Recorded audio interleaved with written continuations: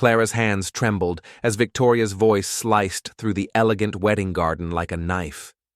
She's not his fiancée, she's just a hired act.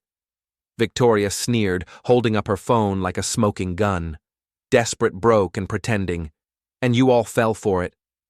Gasps rippled through the crowd. Elias stood frozen for a heartbeat, eyes locked on Clara's wide with fear, but brimming with dignity. In that moment, he could have denied everything, protected himself, protected his image. But he didn't. Instead, he took her hand, turned to the stunned faces around them and said, "I love Clara Emerson." This may have started as a lie, but what I feel for her is the truest thing I've ever known. That's where everything changed, not just for them, but for everyone who witnessed it. Because this isn't a story about perfection. It's a story about two broken worlds colliding, about masks, falling hearts, opening, and love blooming in the most unexpected soil. So if you're ready for a story that's equal parts tender and triumphant, a journey from pretending to something real, make sure to like, share, and subscribe to Soul-Stirring Stories. Now let's begin. In the penthouse overlooking the glistening lights of downtown Seattle, the silence wasn't peaceful, it was judging him. It echoed like an old voice. For a man with an empire in the palm of his hand, why can't you seem to hold your own life together? Elias Maddox, 41 years old and the enigmatic CEO of Maddox Technologies, stood by the towering glass window, one hand in his pocket, the other brushing his thumb over the face of his vintage leather watch. Not because he was running late, he never was, but because a part of him already regretted what he was about to do. Across the sleek gray floors and the still air perfumed with fresh-cut eucalyptus, he waited for her. The woman who would pretend to be his fiancée for 72 hours, long enough to make it through his younger brother's wedding. In the quiet, expensive enclave of Willow Ridge, Elias didn't like games, but this wasn't about affection. It was about armor. A way to endure his mother's never-ending, "you need someone" speeches, and most of all, to keep his ex Camilla Sinclair from thinking she could find a way back in. He imagined the woman as someone who blended into the background. Tidy, rehearsed. Probably polite in a way that made conversation forgettable. But then the elevator chimed. Jade, his sharp and always composed assistant, stepped out first. Behind her a woman emerged and Elias's plan began to fall apart. She didn't look like someone pretending. She wore a dusk blue dress, unadorned but graceful, and her rich brown hair framed a face that wasn't striking in the way magazines demanded, but in the way memory insisted on keeping. Her eyes, however, were what made him pause, green, wide, and calm, in a way that told him she saw more than people usually wanted. Noticed. "Elias," Jade said softly, pulling him back. "This is Clara Emerson." Clara gave a gentle nod and held out her hand. "You must be Elias. Thanks for agreeing to this strange arrangement." Her voice was steady, even kind, no play acting, yet just truth. Elias shook her hand, and for the first time in a long time, his carefully built certainty slipped just a little. Maybe he thought this wasn't going to go the way he expected. She didn't walk into the room. She settled into it like she belonged there, and when her eyes lifted to meet Elias's, there was no hesitation. Only quiet curiosity and something else, something daring. She didn't have the manufactured charm of the women Elias was used to meeting in conference halls or champagne-drenched fundraisers. Her beauty wasn't refined, it was honest, light in the way it lived in her smile, the kind of beauty that didn't beg for attention but somehow always held it. Mr. Maddox, Jade's voice broke the pause between them, professional as ever. "This is Clara Emerson." Clara stepped forward, hand outstretched. "It's good to meet you, Mr. Maddox. Or, should I say, Elias." Her tone was warm, unscripted. He took her hand. It was firm, steady. "Elias is fine," he said, though his voice caught on something unfamiliar. "Thanks for agreeing to this arrangement." Even as he said it, he questioned whether she was a solution or a beautiful new problem. Just 3 evenings earlier, he had been pacing his glass-walled office, city lights bleeding into the night. His mother had sent another one of her notorious emails, this one laced with thinly veiled excitement about lovely, accomplished women she couldn't wait for him to meet at his brother Nathaniel's upcoming wedding in Willow Ridge. That alone would have been enough to rattle him. But then Jade confirmed that Camilla Sinclair, the woman Elias had spent nearly half a year detaching from, would be at the wedding too, and not alone. "I can't do another weekend like this," he had muttered, dragging a hand down his face. "My mother will treat it like a matchmaking marathon, and Camila will be performing an opera for attention." Jade waited calm. "So, what do you need a fiancé?" he said finally. "A fake one. Just long enough to get through the wedding. Someone believable. Someone who won't make this harder than it already is." Jade, who could summon miracles in under an hour, had raised an eyebrow. "Ground rules." "Smart poised, doesn't stir the pot," he replied, "and I'll pay whatever it takes." 3 days later, she found Clara Emerson, across town in a quiet, book-scented corner of the Queen Anne district. Clara stood motionless in her grandmother's old bookstore, the Story Lantern. The place smelled of cedar rain and memory. It had been her second home since childhood, but in her hands now was a letter.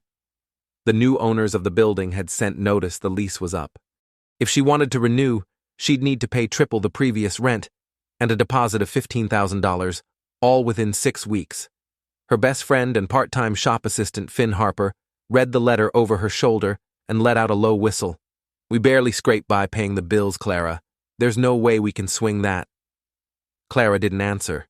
Her eyes were still on the page, but her heart had drifted somewhere else to the past. To her grandmother's humming her stories, her warmth. She had never cared for corporate things. She was an illustrator, an artist who lived modestly but richly in spirit. But for the first time, passion wasn't enough.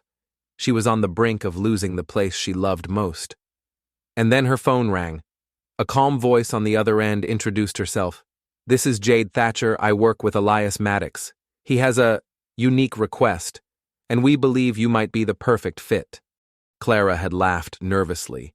"You must have the wrong person." But Jade didn't waver. "Actually, Miss Emerson, I think we've got it exactly right." It still felt surreal. Pretend to be a billionaire's fiancé for a long weekend, a stranger. A wedding, a performance, and a paycheck that uncannily matched the exact amount Clara needed to save. The Story Lantern, $15,000. At first, she laughed out loud on the phone. "You're joking," she'd said to Jade. "I'm not an actress, or a fantasy for hire." But when the call ended and she looked around the quiet bookstore, the peeling wallpaper, the shelves heavy with stories no one had read in years, her laughter faded into silence. That night she barely slept. She and Finn sat on the floor of the shop, cross-legged between the poetry and the memoirs, weighing dignity against desperation Finn had resisted at first. Fiercely. But even he had to admit they were out of options. The next morning, Clara met Jade at a tucked-away cafe off Chestnut Avenue. The contract was detailed boundaries, schedule, confidentiality clauses, no touching beyond social gestures, no prying into Elias's personal affairs. And when it was over, it would be as if she'd never been there. "Just 3 days," Jade said gently, sliding the folder across the table. "You can walk away after that with your bookstore intact." Clara signed. They met formally the day before departure at Elias's penthouse. The view from his floor-to-ceiling windows was breathtaking. The atmosphere less so. Elias handed her a leather-bound binder with meticulous notes, a timeline of their fictional courtship profiles on family members, a curated list of shared memories that included a suspiciously bland story about meeting at a fundraising gala. Clara skimmed through it and frowned. This reads like a bad soap opera. Elias looked up, startled. She tilted her head, her tone light but direct. "Wouldn't it be more believable if we met in some way that wasn't so pre-packaged? Like, I don't know, I spilled coffee on you at an art exhibit. He blinked.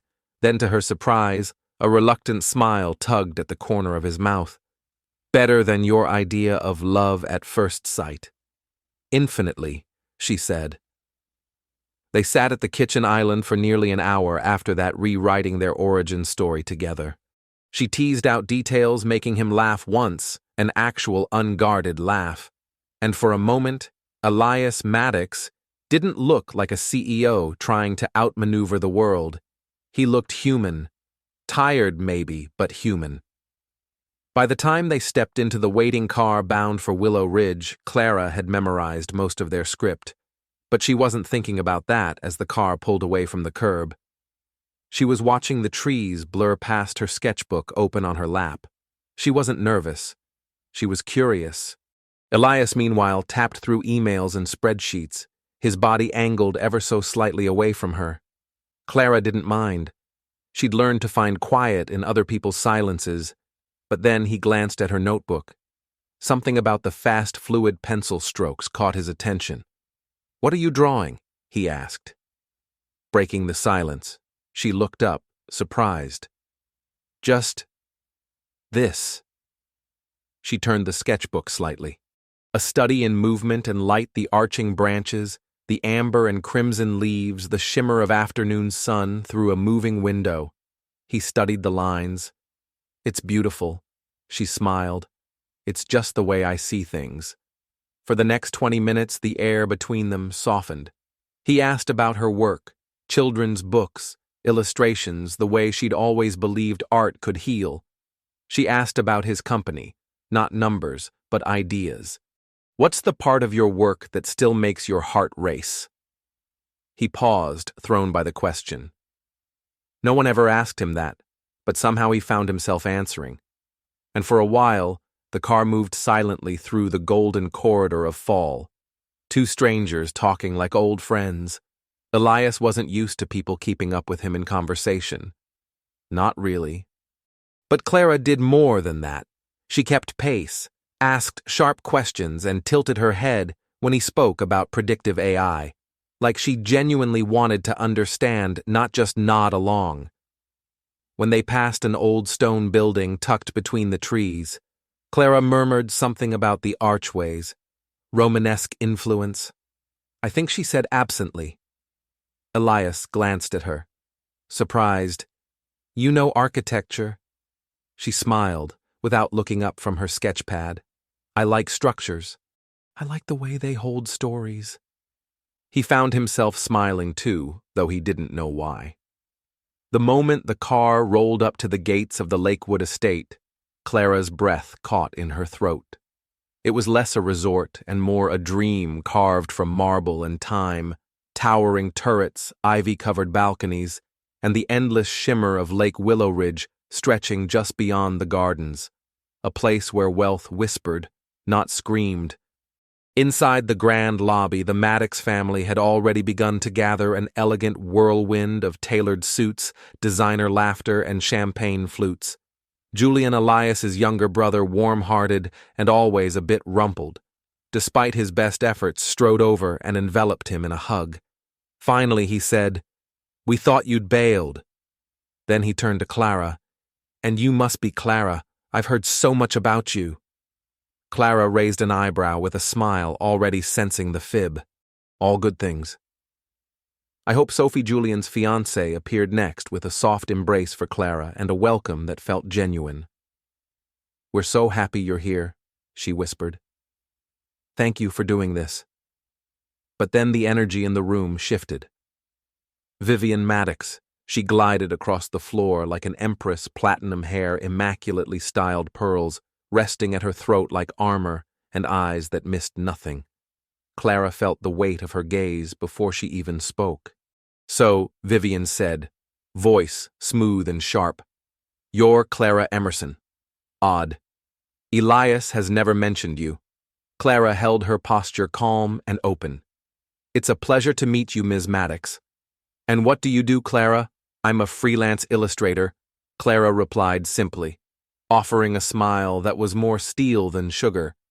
Vivian's eyebrow arched. "An artist? How romantic." The interrogation continued, questions wrapped in lace but laced with barbs, her education, her parents, whether her work was sustainable. Clara, with poise she didn't know she possessed, navigated each one with ease. She shared gentle anecdotes about her grandmother's bookstore, sidestepped financial inquiries with elegant redirects, and all the while Elias stood silently beside her, stunned by her quiet power. For the first time since this charade had begun, he felt not just relief, but awe. Of course, the calm didn't last. Vanessa Crane arrived like frostbite in crimson silk, sharp smile, colder eyes. She breezed past Clara as though she were furniture, then hooked an arm through Elias's Eli. She purred, still, as serious as ever. Elias stiffened. Vanessa turned, feigning surprise. "Oh, you must be Clara." "Funny. Elias never mentioned you." Clara returned her smile with perfect warmth. "He's always been a little private, hasn't he, I suppose? That's what I love most." The air between them crackled. The weekend unfolded in a blur of rehearsals, champagne toasts, lakeside strolls, and candlelit dinners. Elias and Clara moved like dancers in a play, only they knew the lines to hands, intertwined gazes lingering just long enough. At first, it was mechanical posed, but somewhere between the scripted smiles and the accidental brushes of fingertips, something softened. During a quiet walk along the lake, Clara whispered, "This pretending it's easier than I expected." Elias looked at her, his voice low. "That's the problem, isn't it?" Neither of them said more, but the silence said plenty. By the time the rehearsal dinner rolled around, something had shifted. The roles they were playing no longer felt like lines in a script. They were starting to move in sync, almost intuitively. Julian and Sophie pulled them onto the dance floor beneath a canopy of twinkling lights. A gentle waltz played from a string quartet tucked beneath a white-draped pergola. Elias, who typically avoided dancing unless duty demanded it, offered his hand with a quiet sigh. Clara placed her palm in his, without hesitation. And then they danced.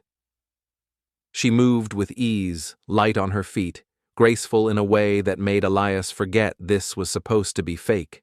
"You dance beautifully," he murmured, more surprised at his own words than at her skill. Clara smiled genuinely, without effort. "My grandmother taught me." She said dancing was just another form of storytelling. For a few minutes, their conversation drifted into the personal, no tactics, no code words, no pretending. She spoke of the novel she was reading. He shared a glimpse of a project he'd quietly been pouring his hopes into. And when he cast a tense glance toward the table where his mother sat stiffly beside Vanessa Crane, Clara touched his arm gently, wordlessly grounding him. Something in Elias cracked open a little more. Later, at a garden cocktail party, Vivian approached with the air of a queen delivering judgment. In her hand, a crystal glass of white burgundy. "Clara, dear," she said sweetly, "do tell me what you think of this Chardonnay." Clara took a sip, then tilted her head, thinking. "I'm not much of a wine expert, I'll admit," she said with calm honesty, "but the label caught my eye. It reminds me of Art Nouveau, fluid lines, nature-inspired motifs. It's lovely."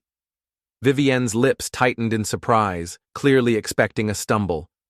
But Clara had disarmed her with authenticity. Elias, standing just behind, didn't speak, but the faint, upward twitch of his mouth said everything. But not everyone was so easily charmed. Vanessa Crane, sharp as ever, chose that same evening to strike. With an accidental flick of her wrist, a full glass of red wine spilled down the front of Clara's cream dress. Gasps rippled around them, before Clara could even process what had happened. Elias was there. He stepped in front of her, shielding her body from further attention, and silently handed her his silk pocket square. Then he turned to Vanessa, his voice ice. "Careful," he said. That looked a lot like intention. Clara's heart thudded unexpectedly. She wasn't used to being defended. Neither, it seemed, was Elias used to feeling this kind of something. The following afternoon, a lakeside barbecue buzzed with laughter, and the scent of smoked rosemary.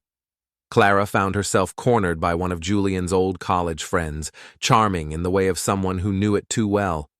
He was leaning in too close, complimenting her a little too often. That's when Elias appeared again. He slid an arm around Clara's waist smoothly. Cutting in. "Sorry," he said to the man with a tight smile. "Private conversation."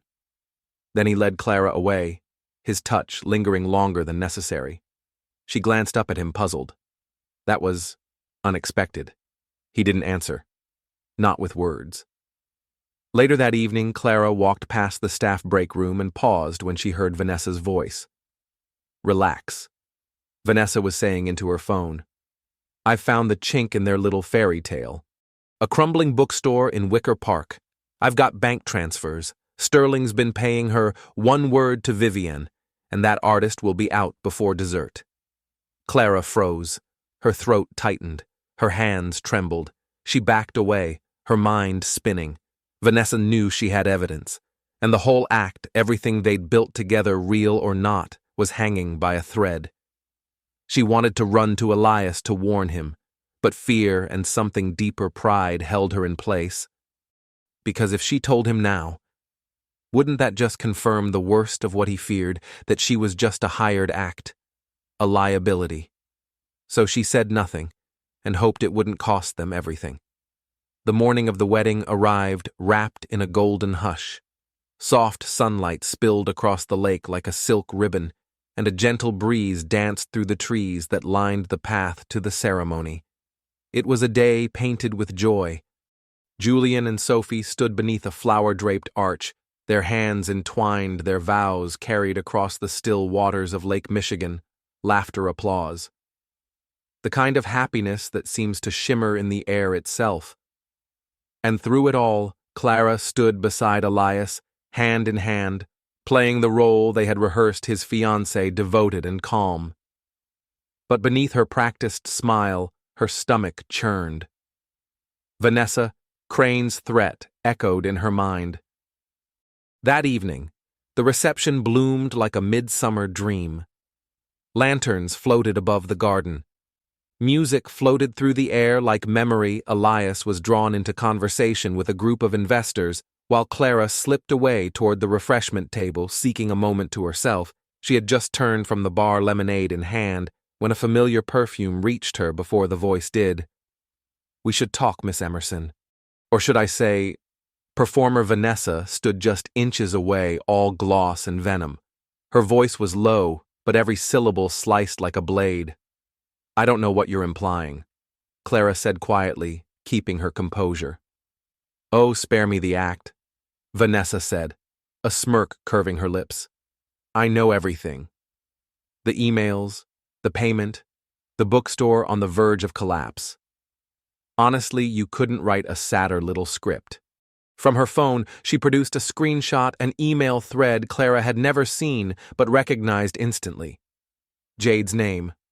Her own terms, fees. The truth twisted and brandished like a weapon. Vanessa leaned in. "Leave now, before I show this to Vivian and everyone else." Clara's heart dropped. She was still reeling. Her fingers clenched around her glass when Elias appeared behind her. He had seen Vanessa approach. Something in her body. Language had unsettled him. And now, seeing Clara, pale eyes wide with something between dread and defiance, he knew he had arrived just in time. "What's happening here?" Elias asked, his voice firm. Vanessa turned triumphant. "You might want to ask your dear fiancée," she said, holding up her phone like a badge of honor. "She's been lying to you. She's not who you think she is. She's an actress, paid to play you, a gold digger. I have proof." The music faltered. Conversation slowed. And like a cold wave, attention swept toward them. Vivian Maddox was among the first to step forward, suspicion written all over her elegant features. All eyes turned toward Clara. Clara didn't speak. She couldn't. The air felt too thick. Her breath caught. This was it. The moment everything collapsed. Elias had 2 choices. He could take the easy way out. Deny her, play the victim. Say he'd been duped. save his reputation, reassure his mother, retreat. But he didn't. He looked at Clara.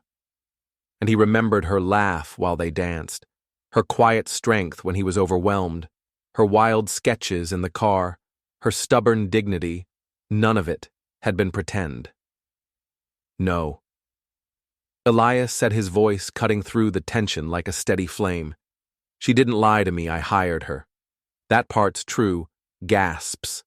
But what's also true, he continued, turning to Clara, is that somewhere between pretending and protecting myself, I stopped acting and started feeling.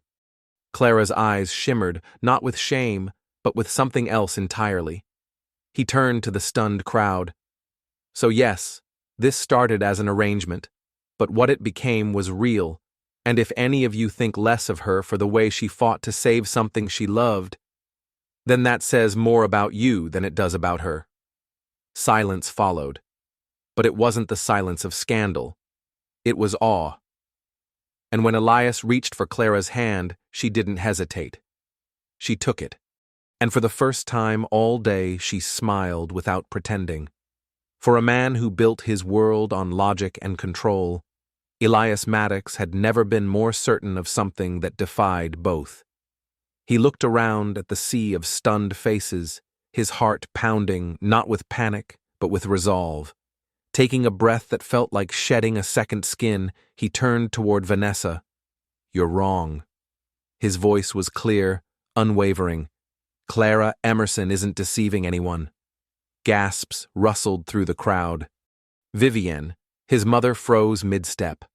The garden moments ago, filled with music and laughter, had become a gallery of silence. Yes, Elias continued. The way our relationship began wasn't conventional, and there were reasons we kept things private. He let the truth breathe for a moment. Then his eyes found Clara's. But what happened between us became real. Far more real than I ever imagined. I never planned for it. But I fell in love with her. He stepped forward and reached for Clara's hand. Her fingers were trembling, but she didn't pull away. When he held her hand in his, it was like everything else in the world melted into the background. I love Clara Emerson, he said, his voice thick with emotion.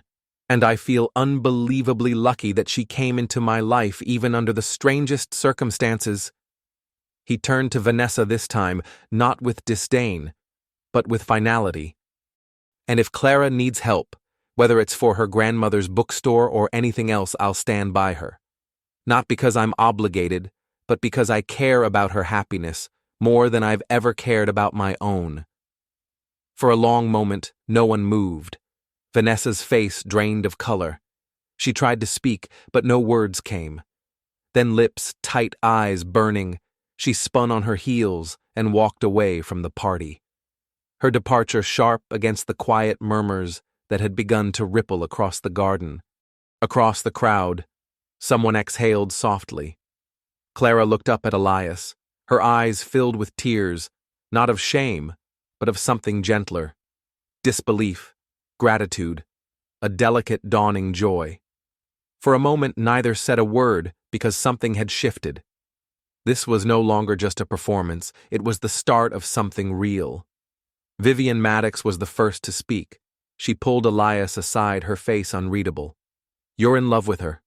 She asked, voice low and sharp. You hired her to be your fiancée, didn't you? What exactly is going on here? Elias didn't flinch. I did hire her, he said, honestly. But I never expected to feel the way I do now. He looked straight into his mother's eyes, not with defiance, but with conviction. I love her, Mom. Her brilliance, her kindness, the way she sees the world. I know it's not what you expected, but what I feel for her is real. Vivienne's eyes narrowed, searching his expression for cracks, but there were none. For perhaps the first time she saw her son not as the man molded by boardrooms and legacy, but as someone who had finally chosen his own path. And that truth was harder to argue with than anything she had prepared to say. Vivienne didn't respond right away. Her mouth opened slightly as if ready to voice another sharp objection, but no words came. Finally, she nodded, once curt and distant.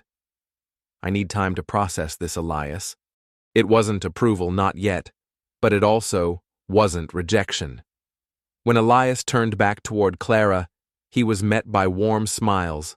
I knew it, Noah said with a grin, clapping his brother on the back. I told Chloe it wasn't just an act. Chloe beamed at Clara and pulled her into a genuine embrace. Welcome to the family, Clara. However it started, what you two have now, it's real. Anyone can see that. Their kindness, unfiltered and without judgment, washed over Clara like sunlight after a storm. Her lungs filled with air she hadn't realized she'd been holding. The whispers were still there, fluttering like moths at the edge of the party, but they were different now, laced with curiosity, with admiration, with a touch of romance. Clara floated between relief and disbelief. Elias's confession had been so sudden, so public, and so deeply sincere that she hadn't yet had time to grasp it all. That night, as the resort returned to quiet and the last of the laughter faded into the soft hush of lapping waves, Elias found her by the lake. Moonlight spilled across the water in silver ribbons. They walked in silence closer now, not out of necessity, but choice. The space between them, no longer a script, but a question. A hope. Clara was the first to speak. Elias. Her voice cracked slightly, betraying the uncertainty under her calm.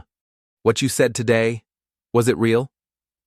He stopped walking and turned to her, the pale light softening his features in a way the world rarely allowed. It was the truest thing I've said in a long time. He took a step closer. I know how this all began. A contract. A lie. My lie. And I'm sorry for that. I never should have dragged you into my mess just to escape pressure. But then somewhere along the way, pretending stopped feeling like pretending. He reached out his fingers, brushing a strand of hair from her cheek, with a tenderness that said more than words. Could I care about you, Clara? Your passion, your honesty, your strength. I care about the way you make my house feel less empty. And I think I'm falling for you. The confession was clumsy, a little unsteady. The voice of a man who had never said those words without a plan behind them. But this time, there was no strategy. Just heart. Clara felt something inside her shift. Her heartbeat quickened. I feel it too, she whispered. It's not just the way you protect me. It's the way you listen. The way you look at me like I matter. I didn't expect it. But I want this too. She hesitated. But we live in different worlds. I fix broken spines in old books. You close 8-figure deals before breakfast. I'm afraid this feeling won't survive the real world. Elias reached into his jacket and pulled out an envelope. Inside was a check. $15,000, he said. It's what I owe you. What we agreed on. He placed it in her hand, gently folding her fingers over it. But this, he added softly, this isn't goodbye. It doesn't have to be. I want to know who you are without a script between us. No more roles, no more pretending. He looked into her eyes. Not as a businessman, but as a man, simply asking for a chance. Clara Emerson. He said, his voice quiet, but firm. Will you let me take you on a real date? She stared down at the envelope for a moment, then back at him. He wasn't pushing. He wasn't negotiating. He was simply offering his heart and waiting truly, waiting for her to decide what to do with it. Back in Chicago, the rhythm of everyday life quickly swept them into separate currents.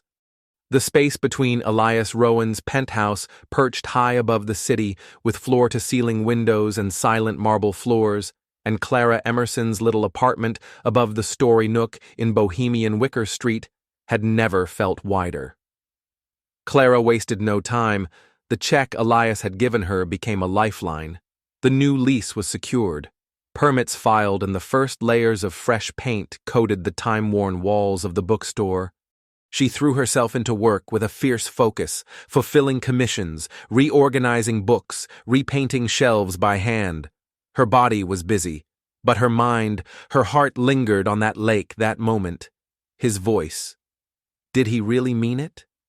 Was Elias's confession something genuine, or just the emotional byproduct of a high-drama day and a crowd full of gasping guests? Elias returned to Sterling Tower and the demanding life of Sterling Innovations meetings, mergers, market strategies. Everything resumed like clockwork. But the office, once a sanctuary of order, now felt hollow. The view of the city's lights, once so thrilling now, reminded him of the way Clara had once looked at him quietly, curiously, like he wasn't a puzzle to solve, but a soul to understand. He tried calling her a few times. The conversations were polite safe. She told him about a new shipment of antique books. He told her vaguely about meetings, but she didn't open up, and he didn't press. But Elias Rowan had not built a global empire by giving up when things got complicated. So one gray Saturday, instead of attending a corporate brunch or reviewing quarterly projections, he left his world behind the valet, the suits, the control, and drove himself toward the west side of the city. Wicker Street was a different rhythm entirely. Cracked sidewalks, artists sketching in the park, the scent of roasted coffee and rain on brick. He parked a block away and walked.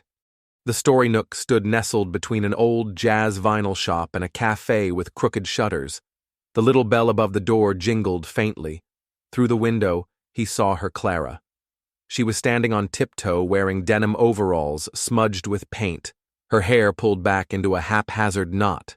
She was trying and failing to lift a heavy oak bookshelf into place.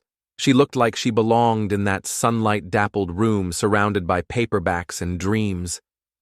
He took a breath and stepped inside. She turned at the sound, startled. "Elias, hey," he said gently. "I was in the neighborhood, thought you might need a hand." Clara blinked. Her guard went up instinctively. "Why are you really here?"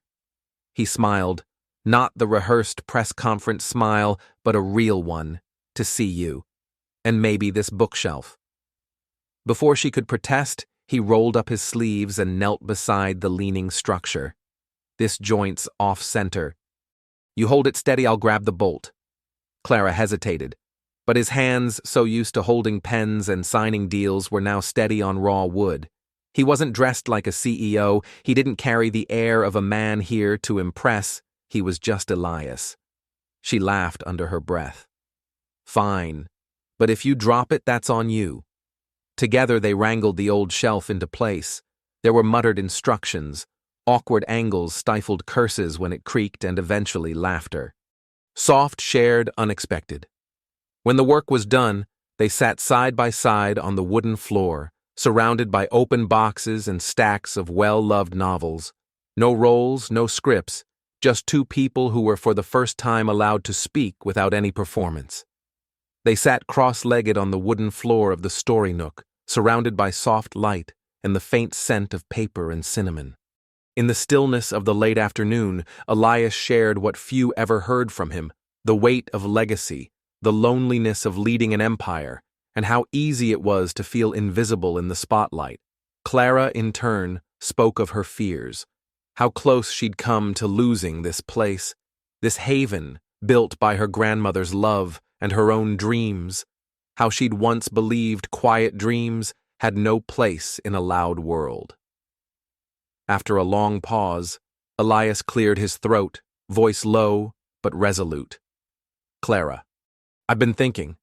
Sterling Innovations has a community initiative. We could fund weekly storytime events here for kids, help develop a proper e-commerce platform.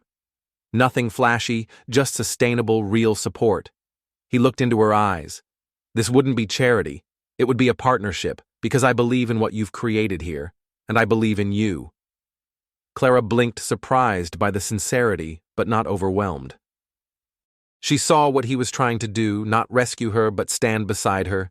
"Build something, I think that sounds perfect," she said softly. "Let's do it." Months passed. The story. Nook had transformed not in a glossy commercial way, but with care. The mismatched chairs were still there, but the website now hummed with online orders, and Saturday readings filled the corners with laughter and tiny footprints. Elias often came by, sometimes in business attire, sometimes in worn jeans, always bringing something: a book, a new idea, or just time. Mrs. Eleanor Rowan still called now and then, her tone softer, even curious, once asking, "How's that artist girl?" The one with the laugh Michael and Chloe visited often. Liam joked that he no longer felt like the only other man in Clara's life. Everyone, it seemed, had found their place. One golden Saturday, the late autumn sun spilled through the tall windows of the shop. Clara leaned against Elias's shoulder in the reading nook, her sketchpad open quietly. Drawing Elias beside her, flipped through a children's book, one she had illustrated. He closed it, smiling down at her. "You know," he murmured, "hiring you may have been the best decision I've ever made, professionally and personally." Clara looked up, eyes bright with warmth. "Correction." She teased, "It was your best personal decision. Hands down." They shared a glance full of laughter, quiet gratitude, and a tenderness that required no performance.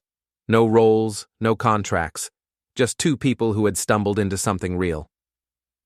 The bell above the shop door chimed softly as new customers walked in, bringing with them the crisp scent of autumn leaves and the hum of stories waiting to be told. But Elias and Clara didn't move. They stayed there, present, grounded hearts, full hands intertwined. Because sometimes love doesn't arrive with a spark. Sometimes it begins with a quiet agreement and blooms in the slow, deliberate turning of a page. In a city where power often outshouts sincerity, and love is rarely more than a fleeting promise, they found something real. Clara, the artist, with paint-stained hands and a heart full of quiet courage. Elias, the CEO, who thought he needed a lie only to discover the truth was what he'd been missing all along. From a contract written in desperation to a love written in trust, sacrifice, and slow, genuine understanding, theirs is not just a love story. It's a reminder that what begins as pretend can become real. That healing often walks in through the side door, disguised as a stranger, and that sometimes the best chapters are the ones we never meant to write. If this story moved you, if it reminded you that love in all its messy, honest, imperfect glory is worth holding on to, then please take a moment to like, share, and subscribe to Soul-Stirring Stories, because here we believe in second chances, and we believe that every heart, no matter how guarded, deserves to be seen and loved. Thank you for watching, and remember, the best stories don't end. They begin again, right where you least expect.